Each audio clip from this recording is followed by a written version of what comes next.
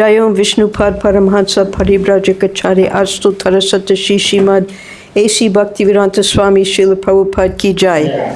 Ananta Koti Vaishnavrinda Ki Jai. Namacharya Srila Haridas Thakur Ki Jai. Prem Sikoho Shri Krishna Chaitanya Prabhu Nityananda Shri Advaita Gadadhar Shivas Harigor Bhaktarinda Ki Jai. Shri Shri Radha Krishna Gopa Gopinatha Shamakunda Radha Kunda Giri Govardhan Ki Jai. Shri Vrindavan Dham Ki Jai. Mayapur Dham Ki Jai. Jagannath Puri Ki Jai. Ganga Mai Ki Jai. Jamuna Mai Ki Jai. Tulsi Maharani Ki Jai. Bhakti Devi Ki Jai. Samaveda Bhaktavrinda Ki Jai. All glories to the assembled devotees. All glories to the assembled devotees. All glories to the assembled devotees. All glories to Shri Shri Guru and Gauranga. All glories to Srila Prabhupada. Today we're continuing the reading of Volume 2 of Srila Prabhupada Lilamrita, written by His Holiness Satsvarup Das Goswami. The week before last, we read about Srila Prabhupada inaugurating the Love Feast at 26 2nd Avenue. And last week, we read about Srila Prabhupada's re-initiation of the Back to Godhead magazine. And this week, we will be reading about Srila Prabhupada's first record album. So we're continuing a little bit about the Back to Godhead here. Hayagriva concluded, Hayagriva had written an article in the first Back to Godhead issue, that Krishna Kirtan is the quickest way to flip out without coming down. So he was speaking in the jargon of the Lower East Side hippies, that you get high, turn on, tune in, drop out. So what Hayagriva was recommending is that you just, if you want to flip out, that means become completely high or intoxicated and never come down, then chant Hare Krishna. Your associates will think you mad. That is the first sign of progress. Just let others be mad for Maya, the old ephemeral lures of women and gold, but you be mad instead for the reality. In the back of the magazine was an ad for Swamiji's essays, Krishna, the Reservoir of Pleasure, and Who is Crazy? And a notice, soon to be printed, Gita-upanishad, or Bhagavad-Gita as it is, translated and with commentaries by Swami Bhaktivedanta. So even if you go to our bookshops this very day, that was 1966, now it's 2025, you will find Easy Journey to Other Planets on the bookshelves, and people are still reading them with great interest. Prabhupada takes the philosophy of Bhagavad Gita, second chapter, and transforms the linguistics into scientific jargon. The soul, or the Atma, is called the antimaterial particle, and the different planets are described, and he describes how we cannot attain spiritual planets by going in a Sputnik, but if you want to attain other planets, you go there by sound vibration and by following the different injunctions in the Vedas. So that's still a very popular book to this day. And we also have our most popular little book, Krishna, the Reservoir of Pleasure, that's still being distributed. Now the essay, we used to have a little book called Who is Crazy? And the reason Srila Prabhupada had that printed is because the parents of some of his followers, they were afraid that by this chanting of Hare Krishna, their sons were becoming crazy. So Prabhupada, in this article, or coming from one of his lectures, he described who is really crazy. It's the people who think that they're their bodies, although everyone knows that they're going to die. So it's still available. If you want to read it, it's online. You can find it. Of course, Gita-upanishad, that's another name for the Bhagavad Gita. And Prabhupada was working day and night whenever he had time to rewrite his Bhagavad Gita as it is. He had completed it in India. It was 900 pages typed. He sent it for editing, and that manuscript was lost. So he had to rewrite his entire commentary while he was in America. Prabhupada's first and main instruction to his editors had been that they should produce the magazine regularly, every month, even if they didn't know how to sell the copies, or even if they only turned out 2 pages. They had to continue bearing the standard.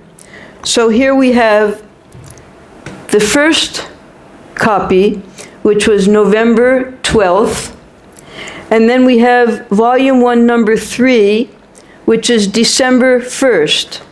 So that means on a bi-weekly basis, the boys were able to print on the, of course, Prabhupada, he had trouble getting paper in America, but by the grace of Brahmananda Prabhu, they didn't have any trouble in America getting paper.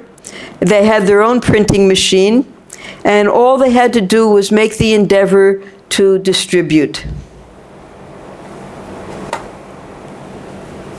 Last week we had read about and seen the motto of the Back to Godhead magazine. Godhead is light, nescience is darkness. Where there is Godhead, there is no nescience.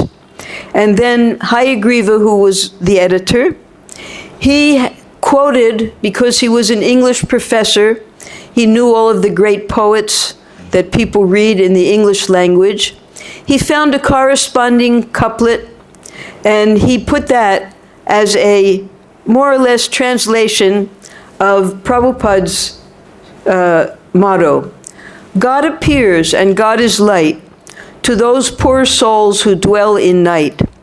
But does a human form display to those who dwell in realms of day? So in this little poem by William Blake, he describes that actually those who are in knowledge, they see the human form of the Lord. So the origin of this motto of Back to Godhead comes from the Chaitanya Charitamrita, Madhya Lila 22:31.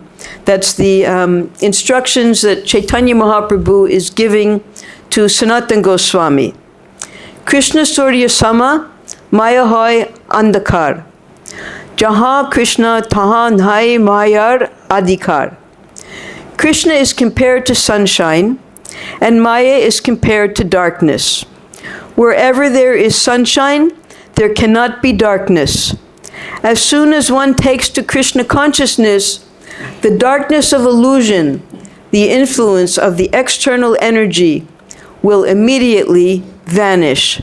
So here again, Srila Prabhupada has taken the Sanskrit word Maya, which is the illusory energy or external energy, and he translates it here as nescience. So we know the word science, and that which has no scientific basis is nescience, nescience. He called Hayagriva to his room and presented him a complete 3-volume set of his Srimad Bhagavatam.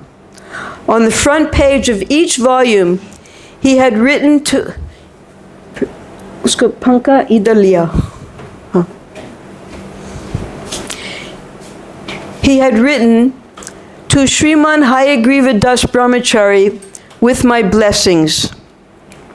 A.C. Bhaktivedanta Swami. Idhar.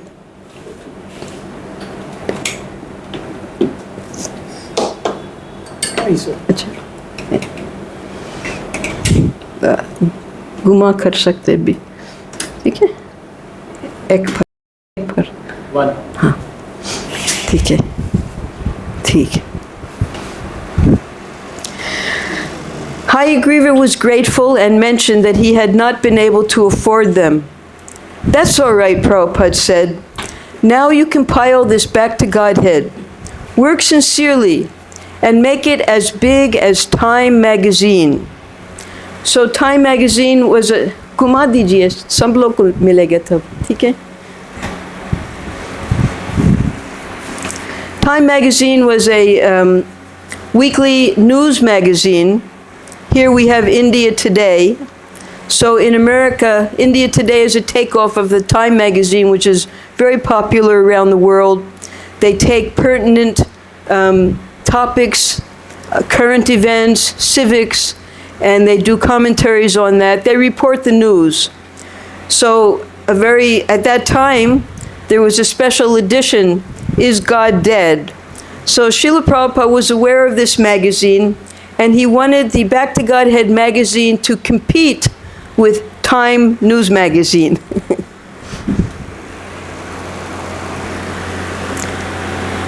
Prabhupada wanted all his disciples to take part in it. Take part in it means he wanted all of his disciples to write articles. He didn't have many disciples at that time. There had only been 3 initiations. The first were 11, the second were 3, and the third were 2. He had just initiated Gargamuni and Ranchor Das. Gargamuni they were supposed to be in charge of the printing and the circulation. So all of his few disciples, what that means, 16 disciples, he wanted them all to write. He didn't want them to be dull. And all of us, each of us, were encouraged to write for the Back to Godhead magazine in the early days. We would write articles. Many of the disciples would write articles about how they came to Krishna consciousness, how they became devotees. Those are very inspiring articles because other people can identify with the devotees, the same problems they were going through, the same challenges, how they were able to find answers to their problems in Krishna consciousness. Write something. He wanted to give his disciples back to Godhead for their own preaching. See, Prabhupada, he wasn't writing for the articles anymore. In the original Back to Godheads from 1944 to 1960, Srila Prabhupada wrote every single article. He put his translations there. It was a one-man endeavor. He did the writing, he did the typing, he did the editing, he did the proof checking, and he paid for the printing. One man. Now he had 16 assistants, and he wanted them to all share the responsibility of producing this Back to Godhead magazine regularly, which meant at this point every 2 weeks. Now I think they do it every 2 months, but it's a much more attractive, it's all color, fine paper, it's distributed all over the world like that. So it's changed a bit, but still it's regular. Brahmananda and Gargamuni took the first issues out that same night on bicycles, riding to every head shop on the Lower East Side. So what are head shops? Anyone know what a head shop is? No. Yes, right. It's where they could get all of their supplies for intoxication. And they would have all types of neon posters and books on yoga and on meditation and on mysticism and commodities for taking intoxications, such as we learned about the papers. You roll your own papers and pipes and all kinds of things. So those were called head shops. And they were all over the Lower East Side, because that's the type of people who lived there at that time. All the head shops on Lower East Side, that's where Prabhupada was. You have Manhattan, and here's the Lower East Side. But next to Lower East Side, that's the East Side, then there was the West Village, Greenwich Village, where it was a little more upbeat. It wasn't all poor hippies there, but they also had head shops, and they had other places for the type of music that young people liked, and theaters and things like that. It was all called Greenwich Village. As far west as the West Village, until they had distributed all 100 issues. This was an increase in the preaching. So we remember that with the mimeograph machines that Prabhupada purchased in Queens, someone had to type the stencils. And those stencils, they only lasted for 100 copies, and then they disintegrated because after pushing the ink through so many times, the stencils themselves would break up. They were made out of a plastic type of paper. So they only had 100 issues per copy. Now all his students could take part in the work: typing, editing, writing, assembling, selling. It was his preaching, of course, but he wasn't alone anymore. So now we have the first printing press that Prabhupada called ISKCON Press. But as ISKCON Press expanded, each of his, so many of his disciples, we can't say all of them, but whoever was in the vicinity and whoever had the capacity, they would be applied into the ISKCON Press. If you were a good typist, then you would transcribe Prabhupada's lectures. If you knew anything about photography, there was a built-in dark room. We did all of our own photographing, developing. We had to learn everything in the ISKCON Press. We did the editing, we did the layout, because we didn't have computers in those days. If you wanted to make a page, then you had to type it and then cut it and place it on the paper and paste it up. Everything we learned, because as Vaisheshika says, it was our family business. Prabhupada started printing, and now he passed it on to his children, and we had to continue the printing. So each one of us, according to our qualifications, if we knew artwork, if we knew Sanskrit, then we would be sent to the ISKCON Press to help with Prabhupada's Back to Godhead magazines and his book printing.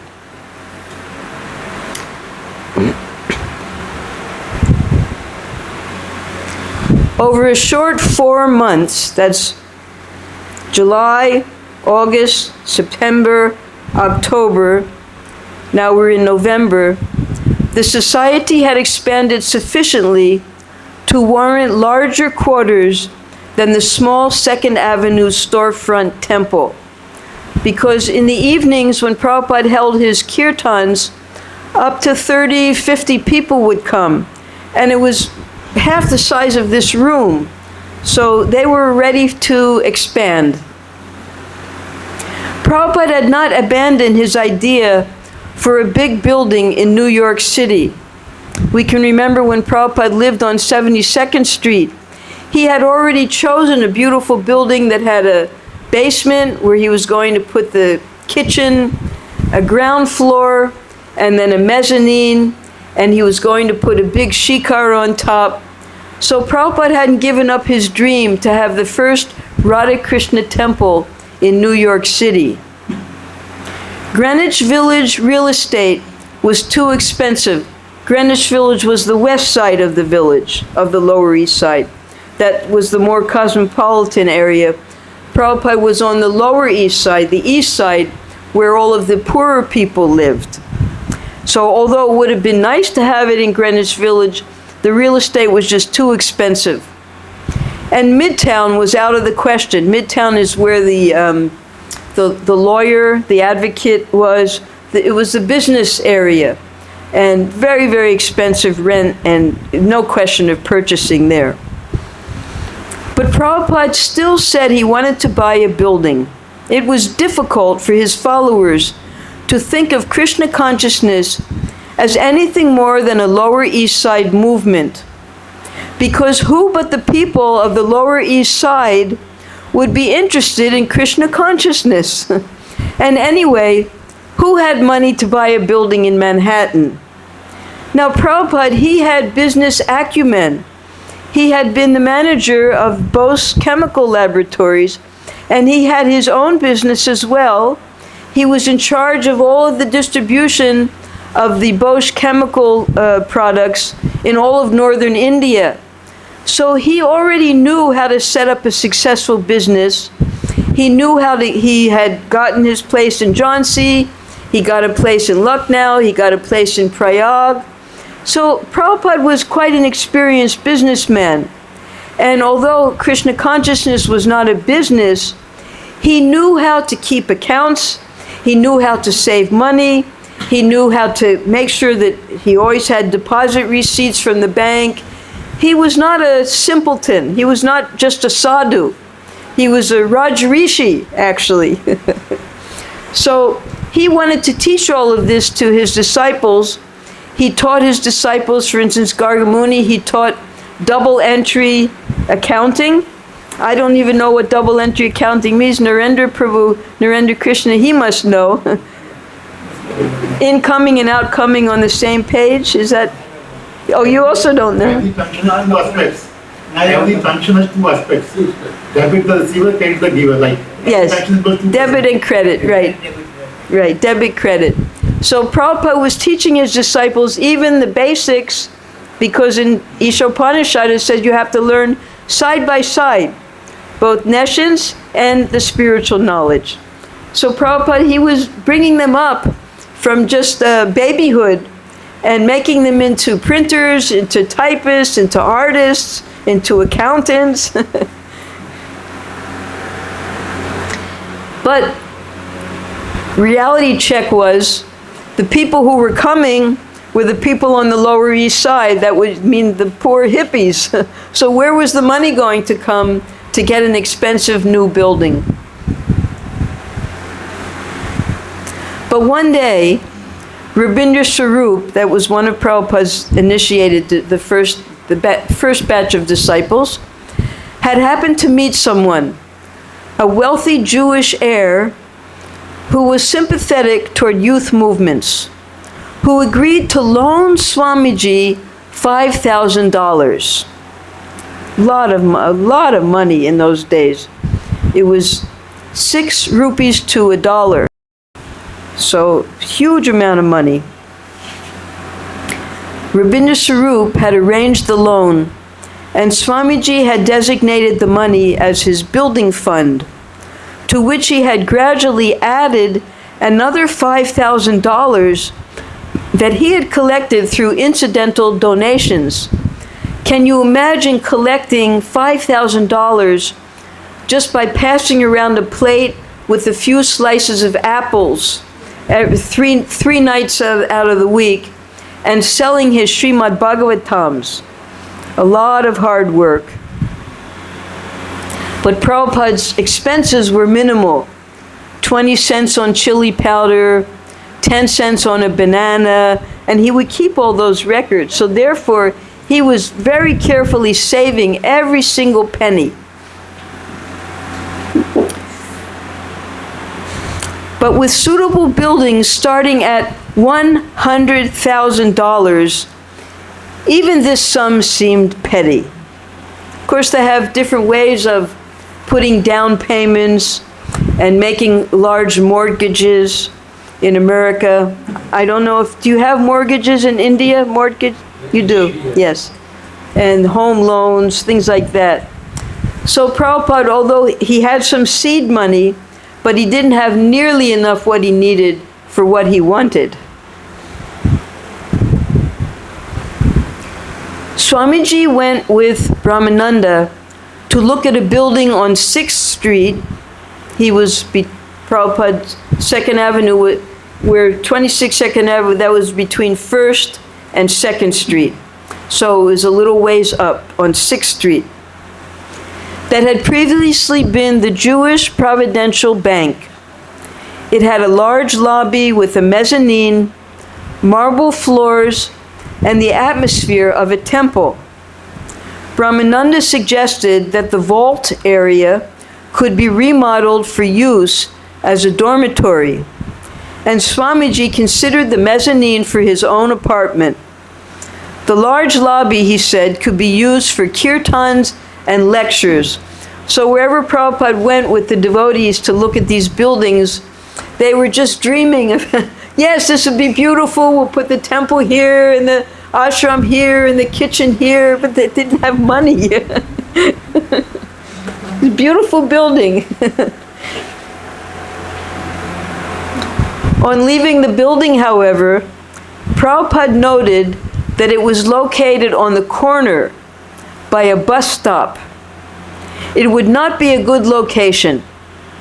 The Gaudiya Math branch at Bagh Bazaar in Calcutta, he said, was also located at a bus stop, and the noisy engines of the buses as they started up created a disturbance. Just see how practical Prabhupada was. A beautiful building, but because it was on the corner where there was a bus stop, he could foresee the problems of the buses making so much noise and pollution. Prabhupada next looked at the Temple Emmanuel. This is also, it's a Jewish temple, a synagogue. Can you imagine having a temple like this? Now the reason, just like we had heard that a lot of times the ISKCON branches, they'll rent something, just like Prabhupada rented 26 2nd Avenue, and as they grow, they would start looking at churches, because the churches were closing down. The people were losing interest in church going. Maybe just for a few hours on a Sunday morning, the churches would open and some old ladies would come, but the rest of the week it would be closed.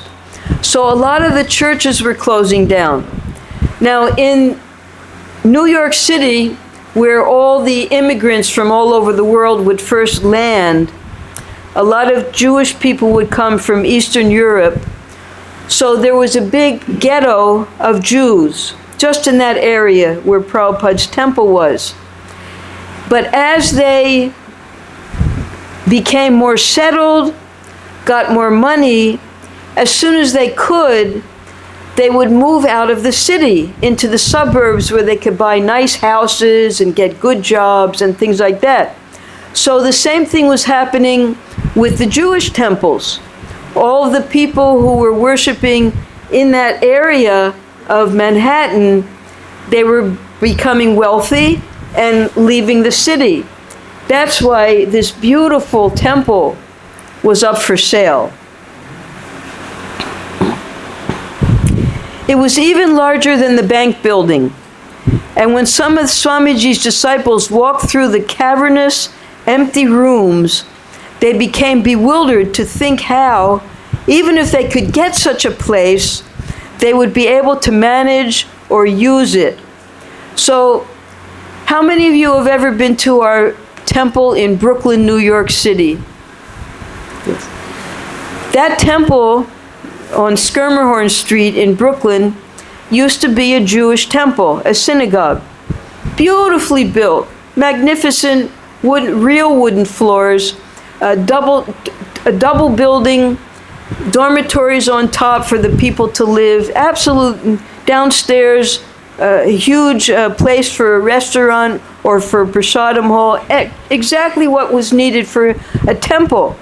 And they moved out, and the devotees, they weren't able to buy it directly because the Jewish temples and the Christian churches, they didn't want to sell to Hare Krishna devotees. It would mean a defeat on their part. So they'd have to buy it through another way. But, and in fact, one priest in Australia, in Melbourne, they wanted to buy a beautiful church complex. And the priest said he would rather burn down the church than sell it to the devotees. So he wouldn't allow them to buy the church itself, but all the other properties they were able to buy. That's how they feared. They feared Krishna consciousness because they saw that all their young people who they couldn't make into devotees of God, they were becoming devotees of God through Krishna consciousness.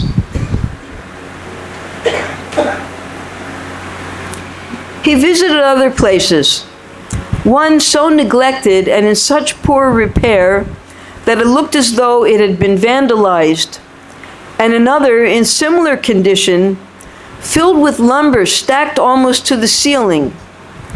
He asked Rupanuga, who had accompanied him, what he thought. And Rupanuga said, too much time and money to fix it up. So Rupanuga also is very highly educated. He had a government job, and Prabhupada asked for his opinion. He valued the opinion of his disciples and would ask for it. Too much time and money to fix it up. So they left. Swamiji returned to his room and went into the bathroom, where he washed his feet in the tub. In America, in most bathrooms, they have bathtubs, big bathtubs, because they don't have, at least in those days, they didn't have the water shortage that we have here. So you wouldn't just take a quick shower in America, you would fill up the whole bathtub, waste all that water with one person's bath, hundreds of liters of water. So Prabhupada, of course, he was still following the Vedic system. We used to do that here also. We had taps. At each of the entrances of our temple here, we had taps. And we would wash our feet before we entered the temple. Now all those taps have been removed, but they were there when the temple was built, because we all knew from Prabhupada that before you enter a temple, you should wash your feet.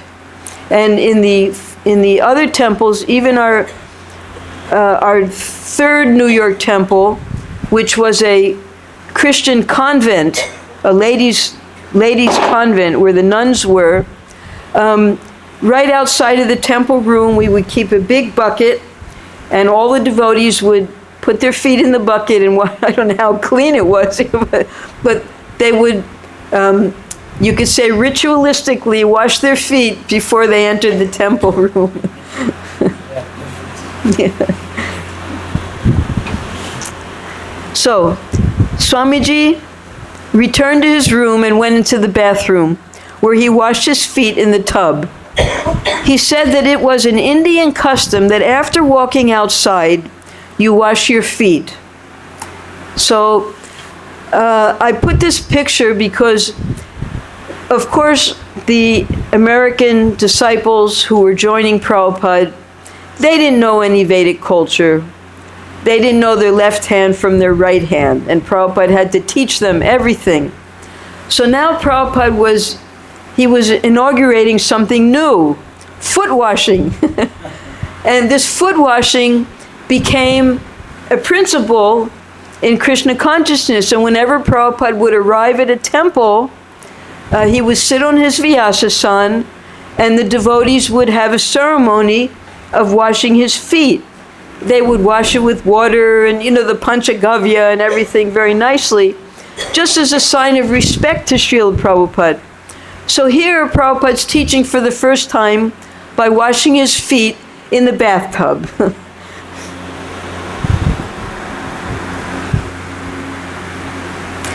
Then the devotees met Mr. Price, an elegantly dressed real estate agent. "You have a handful of stars," Mr. Price told Brahmananda. "You're incorporated as a tax-free religious organization. You have no idea how much money this will save. So many people have to vacate just because they can't pay their taxes. But someone up there, meaning God, is looking after you people, and I have just the place for you and your Swami." Now, this is not Mr. Price. I don't know what Mr. Price looked like. But there are videos on YouTube of how real estate agents should dress. They have to dress very elegantly because they have to look very successful. And Prabhupada, he told a story about this, about a doctor in Calcutta. Now this doctor, he was not a successful doctor. He didn't make any money. Usually people think that doctors, they'll make a lot of money, but this doctor, no patients would come to him. So what happened was, he took his money and he bought a beautiful foreign car. And he would ride around the city in that foreign car, and the people would see him, and they would think, "Oh, he must be a very successful doctor to have such a nice car."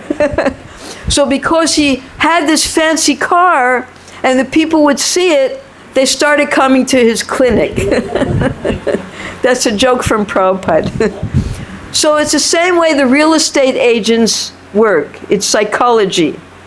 If you dress very nicely and you have studded diamonds on your cuffs and diamonds here and a nice tie and a classy suit and a nice hair and everything, people will think, "Oh, he must be very successful at selling. Otherwise, how could he dress like this?" So they teach you in the videos how you have to dress to look successful. Doesn't mean you are successful, but you look successful. So the first thing he did when Brahmananda met Mr. Price, because Brahmananda thought, "Let me try a real estate agent," he starts flattering Brahmananda. "Oh, you're just, what does he say? A handful of stars." Because Prabhupada, he could see in the future, he knew that they were going to need that, just like we have here the Charitable Commission, and we're incorporated with the Charitable Commission, and we have to keep very strict accounts to show that we're using all of our donations for charitable work. So it's the same thing in America. They have religious charitable societies, and Prabhupada, that's why he incorporated the International Society for Krishna Consciousness, so that he would become a not-for-profit, tax-exempt religious society. And it means when he purchased a building, he wouldn't have to pay the tax. Mr. Price showed Brahmananda a handsome 3-story building near St. Mark's Place. Now, we can remember St. Mark's Place is that beautiful, where there's a huge fountain. It was actually the first place where Prabhupada took the devotees on Sankirtan before Tompkins Square, because it's right in the center of where New York University is. All the students and all the people from the Greenwich Village area, they come and congregate at St. Mark's Place. It's a very, very posh area, actually. It was a good downtown location near the young people, yet in an area where the uptown people would feel safe. Because uptown people, that means the richer people, where Prabhupada used to lecture at Dr. Mishra's place, they wouldn't come down to the Lower East Side where all the poor people live.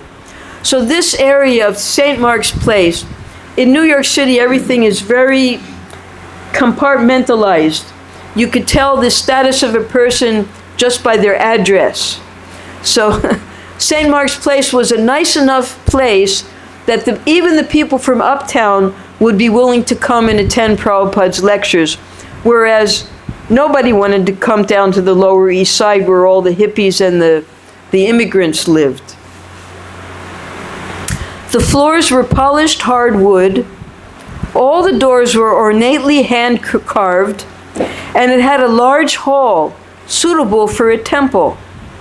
The Marquis de Lafayette, he was one of the colonizers, one of the first colonizers, had stayed here during his visit in 1824, a fact that added to the building's charm and prestige.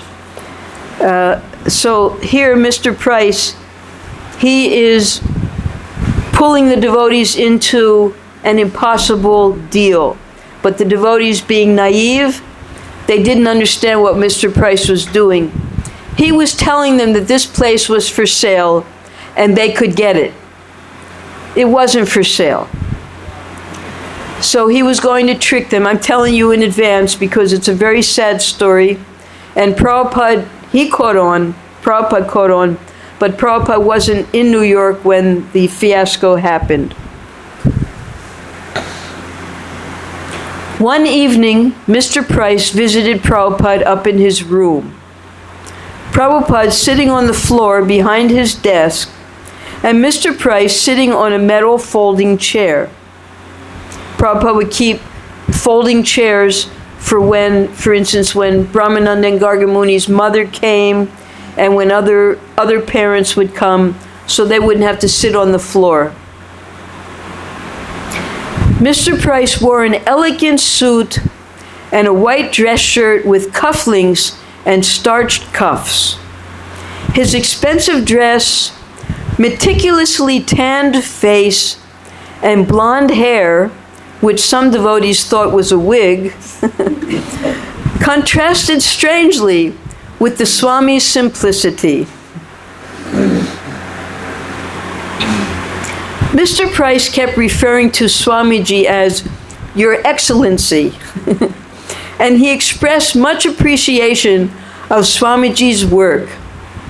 He spoke optimistically about how, through his connections, he hoped to save Prabhupada a lot of money and trouble and get him just the place he wanted. He was a fast talker. He knew just what to say. Accompanied by a few disciples, Prabhupada went with Mr. Price to see the building. While Mr. Price, the devotees, and the custodian of the house were all talking together in a group, Prabhupada wandered off unnoticed to a corner of the room where there was an old-fashioned sewing machine. Of course, this is the way the sewing machines are here in India, but not the way they were in America at that time. Everything was electric. He began pressing the treadle that's down there at the feet and examining the workings of the machine. So, yes, Prabhupada went with the devotees, with Mr. Price, to see this magnificent building, which would have just been perfect. But Prabhupada was checking out other details in the building.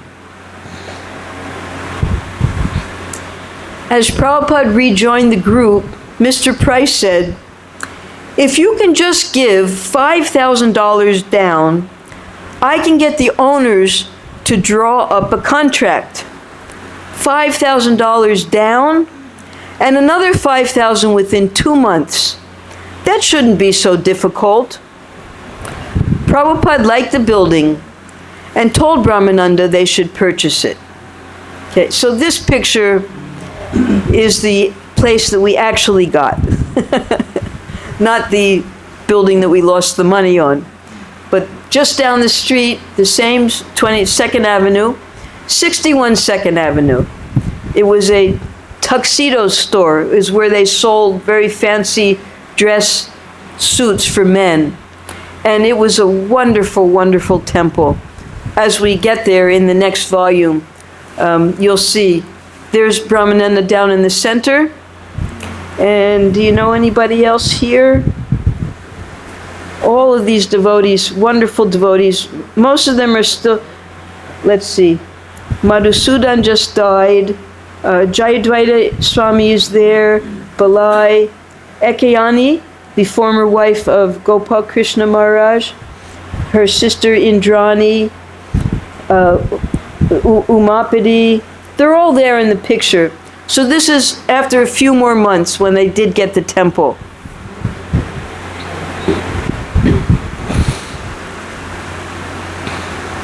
Brahmananda was inclined to turn the money over right away.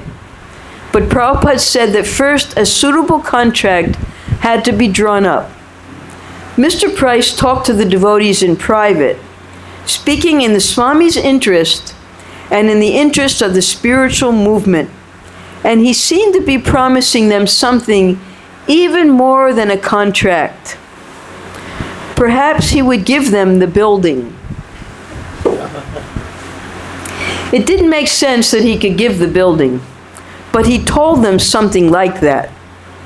He wanted the devotees to think of him as their friend, and he invited them over to his house one evening.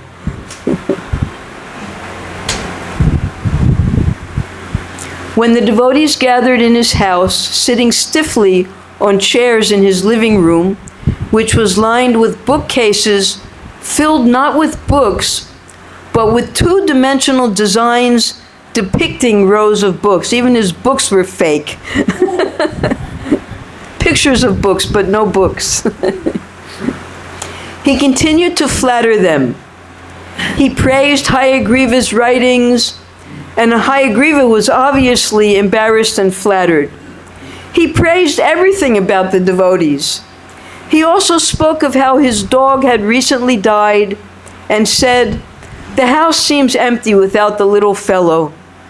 He was an unusual man, effeminate, and full of flattery and praises. Prabhupada remained reserved after his first meeting with Mr. Price, though he was interested in getting the building if the proper arrangement could be made. So Prabhupada was not impressed by Mr. Price. He wanted the building, but not Mr. Price. Brahmananda continued to negotiate with Mr. Price, and soon, according to Mr. Price, the owners of the building would be expecting the devotees to give proof of their ability to meet the payments. Of course, Mr. Price did not allow the devotees to meet the owners. They were only doing negotiations with Mr. Price, so the devotees had to believe whatever he said. On Prabhupada's direction, the devotees hired a lawyer to go over the contract. "This Mr. Price is causing us so much pain," Prabhupada said. "What is the difficulty? He didn't see the necessity for Mr. Price at all.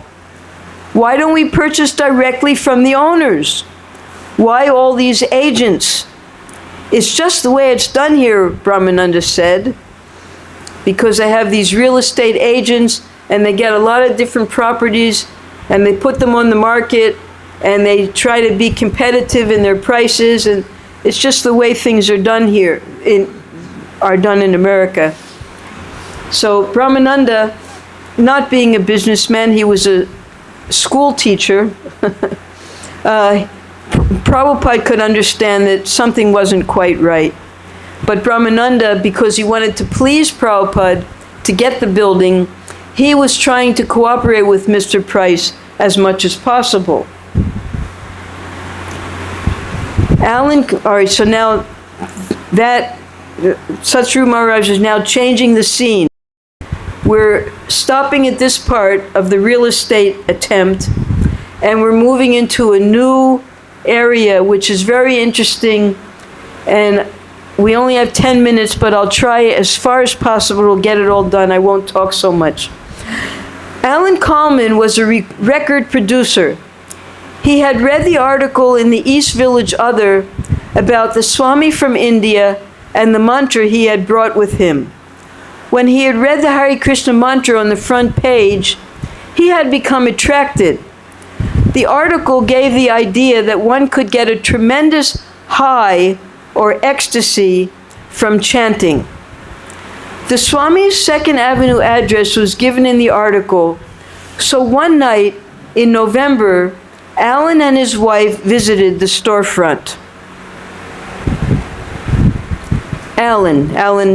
He's being quoted here. There were about 30 pairs of shoes in the back of the room, people in the front and shoes in the back. We took off our shoes and sat down. Everyone was seated and very quiet. Front and center was a chair, and everyone was staring at this chair. Even then, we felt a certain energy in the room. No one was saying anything, and everyone was staring at the chair. The next thing was our first sight of the Swami. He came in and sat down on the chair, and there was a tremendous surge of energy. The Swami began chanting, and it was a very beautiful sound. Swamiji had this little drum he was hitting, very penetrating and exciting. One of the devotees was holding up a sign with the chant written on it so everyone could follow. By the way, we found out now where that drum is. It's in New Vrindavan, and we're trying to get permission to bring it here to India. Then the devotees got up and danced in a circle, a special dance with steps to it. So Prabhupada taught them the Swami dance. You put one foot in front of the other and you have your arms up like Lord Chaitanya. The Swami was looking around the room, and he seemed to smile as he looked at you, as if to encourage you to join.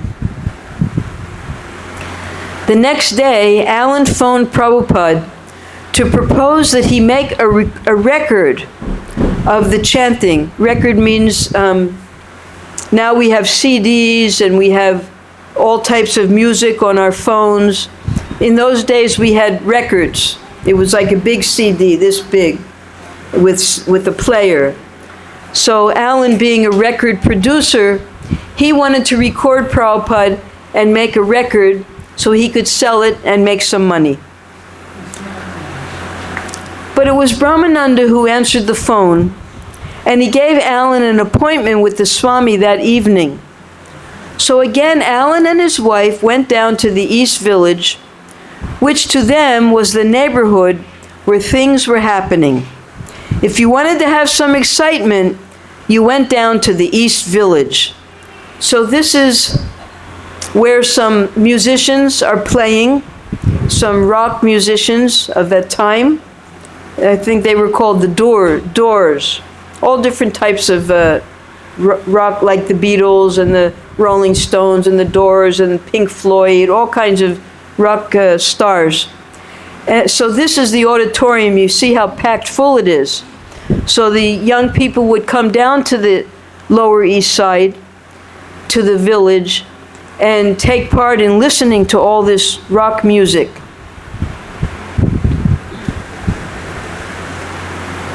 When they entered the Swami's room, he was seated at his typewriter, working. As soon as Alan mentioned his idea about making a record, Prabhupada was interested. Yes, he said, we must record. If it will help us distribute the chanting of Hare Krishna, then it is our duty. They scheduled the recording for 2 weeks later, in December, at the Adelphi Recording Studio near Times Square. Alan's wife was impressed by how enthusiastically the Swami had gotten to the point of making the record. He had so much energy and ambition in his plans. It was the night before the recording date. A boy walked into the storefront for the evening kirtan carrying a large two-headed Indian drum.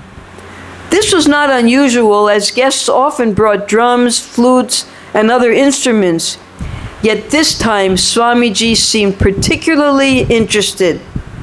The boy sat down and was preparing to play when Prabhupada motioned for the boy to bring him the drum. The boy didn't move. He wanted to play it himself. But Brahmananda went over and said, Swamiji wants to play the drum. So the boy gave in. Brahmananda. Swamiji began to play, and his hands were just dancing on the drum. Everyone was stunned that Swamiji knew how to do this. All we had seen was the bongo drum, so I thought it was the proper Indian drum. But when this two-headed drum came out of nowhere, and Swamiji started playing it like a master musician, it created an ecstasy 100 times more than the bongo drum had. After the kirtan, Prabhupada asked the boy if he could borrow the drum for the recording session the next night. The boy at first was reluctant, but the devotees promised to return his drum the next day. So he agreed and said he would bring the drum the next evening. When he left the storefront that night with his drum under his arm, the devotees thought they would never see the boy or his drum again. But the next day, a few hours before Swamiji was to leave for the studio, the boy returned with his drum. It was a cold December night. The Swami, dressed in his usual saffron dhoti, a tweed overcoat, and a pair of gray shoes, which had long since replaced his original white pointy rubber ones, got into Rupanuga's Volkswagen van with about 15 of his, you can imagine 15 people in that van, of his followers and their instruments, and started for the recording studio. So I put a picture of the van for a reason, because it's not that it's anything spiritual. But when we did Sankirtan, which was all we did in America in the early days, we would all get vans like this.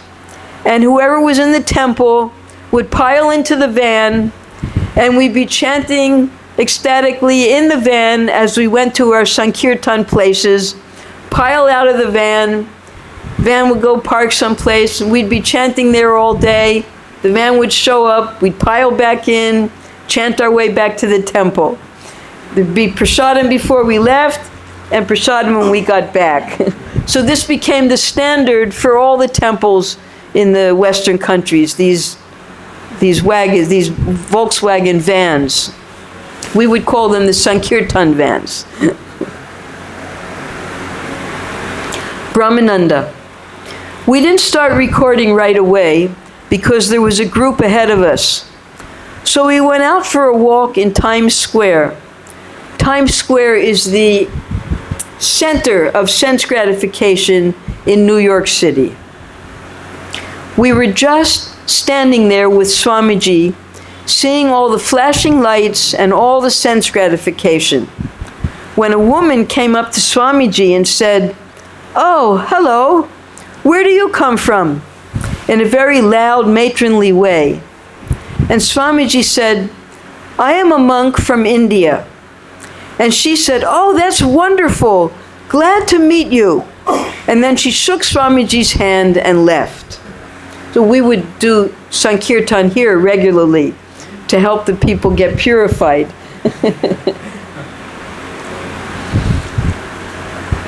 At the studio, everyone accepted the devotees as a regular music group. One of the rock musicians asked them what the name of their group was. And Hayagriva laughed and replied, "The Hare Krishna Chanters." Of course, most of the devotees weren't actually musicians, and yet the instruments they brought with them, a tambura, a large harmonium loaned by Allen Ginsberg, and rhythm instruments, were ones they had played during kirtans for months. They became musicians. So as they entered the studio, they felt confident that they could produce their own sound. They just followed their Swami. He knew how to play, and they knew how to follow him. They weren't just another music group. It was music, but it was also chanting, meditation, worship. Prabhupada sat on a mat in the center of the studio while the engineers arranged the microphones and assigned each devotee a place to sit according to his particular instrument.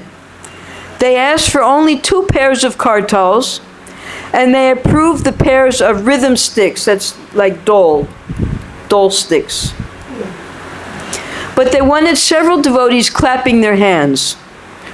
Rupanuga's usual instrument was a pair of Indian bells with the tongues removed. So he would take the bells that we would have like for arti, but he would take out the thing in the thing so that it didn't ring, and he would hit them together to make a sound.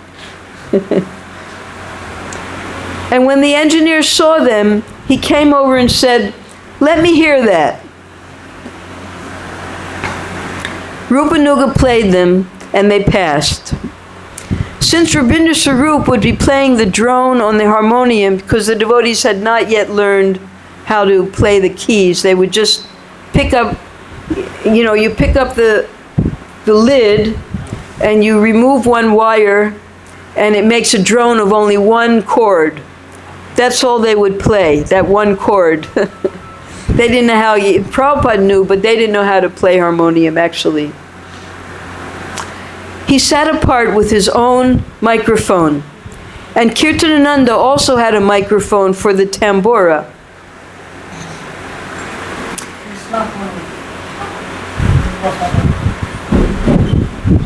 It's after 7, so I guess we're going to stop now.